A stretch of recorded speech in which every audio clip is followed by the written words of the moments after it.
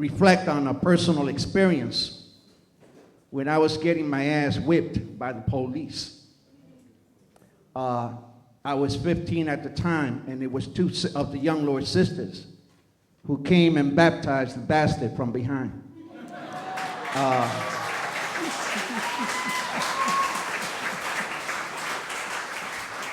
So if there's ever any kind of resentments from those that never changed in the past to this day, you can tell them that you heard it from a male, that if the sisters did not assimilate into the young lords, the lifespan of the organization would have been shortened. Long live the memory of the young lords.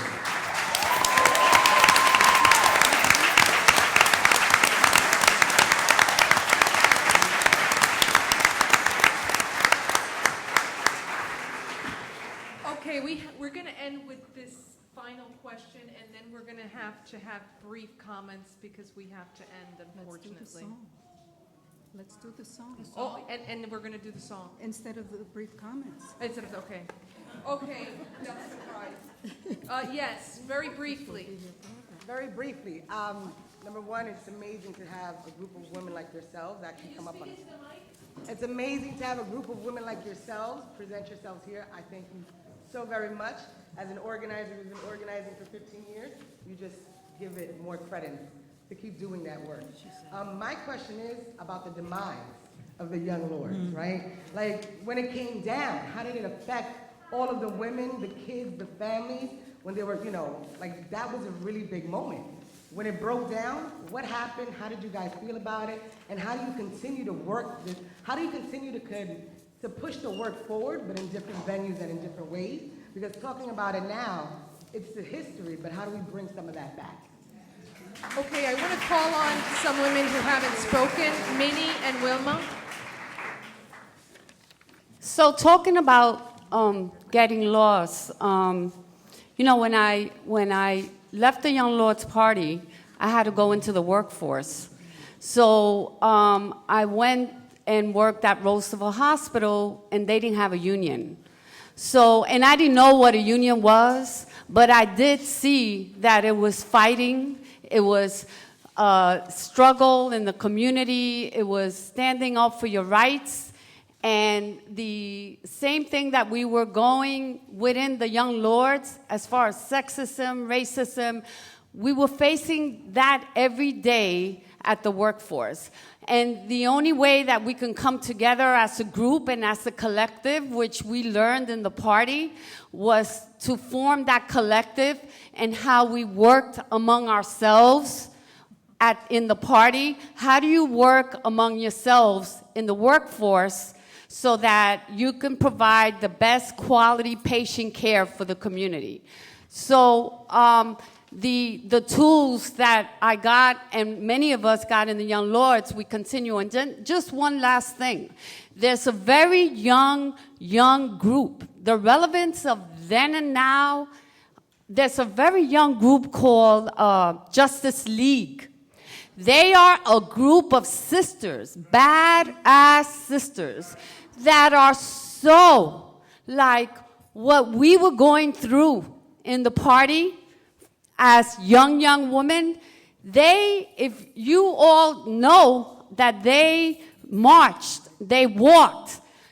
It was, they delivered a justice package to DC, but they went in April of this year for 250 miles. They walked from Staten Island, and the symbolic, why Staten Island? Because that was where our brother Eric Garner cannot breathe, right? That was where that came out. And I don't know if it's okay now, we can go right into I can't breathe. But these couple of sisters. Before you end, we have one comment. Okay, these couple of sisters, they led that movement. They led that walk. Latinas, African American, Arab sister, they are phenomenal.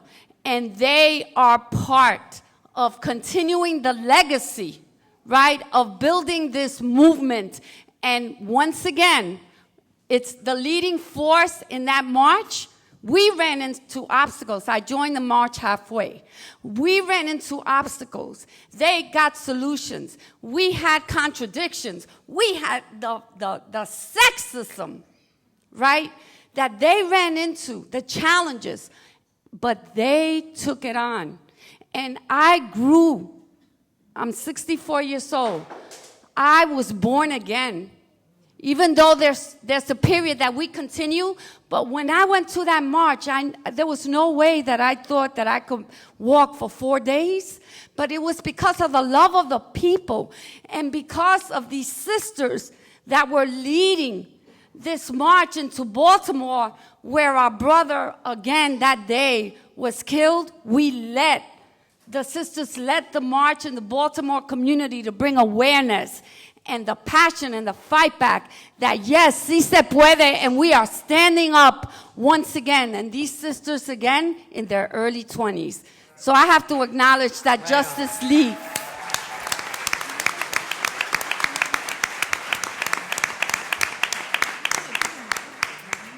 As long as we're acknowledging, I think it's important to acknowledge the Black Panthers in the House. Absolutely. Can you please stand? Black Panthers, stand. Please stand.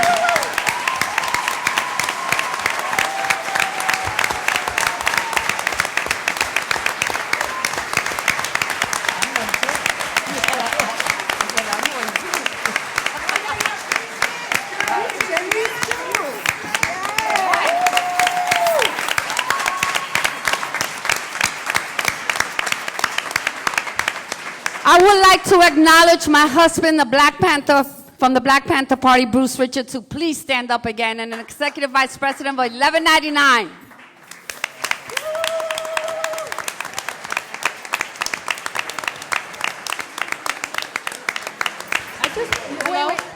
Wilma and then Gloria. Wilma.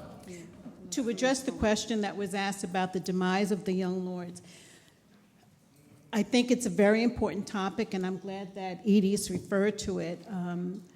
Rather than idealizing the movement, talking about what happened eventually to the Young Lords Organization, Young Lords Party, Puerto Rican Revolutionary Workers Organization, it's very, very important and a lesson that can be learned for young people being involved in the movement now. The demise of the organization came about in a very insidious but methodical way. People were isolated, torn apart from the organization, and many of us have suffered from what Denise describes as post-revolutionary distress disorder. But on a high note, we are all sitting here today. Despite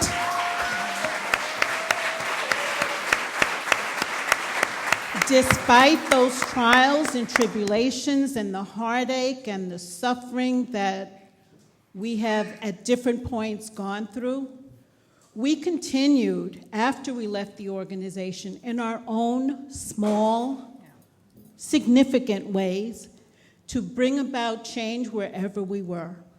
And we sit here today as representatives of that struggle. We're still standing very tall. We're still standing very strong, and we're still very, very committed. No one could take that away from us.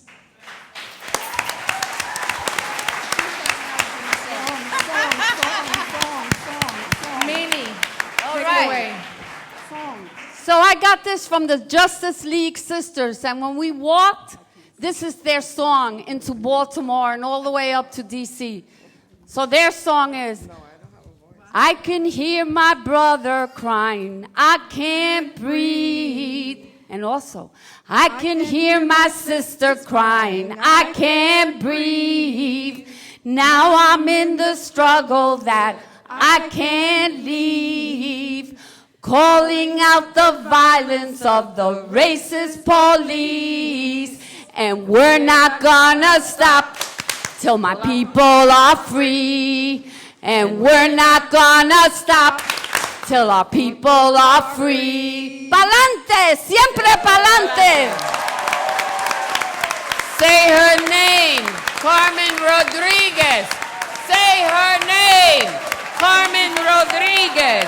Say her name, Sandra Bland. Say her name, Sandra Bland. Say her name, Rikia Boyd. Say her name, Carmen Rodriguez.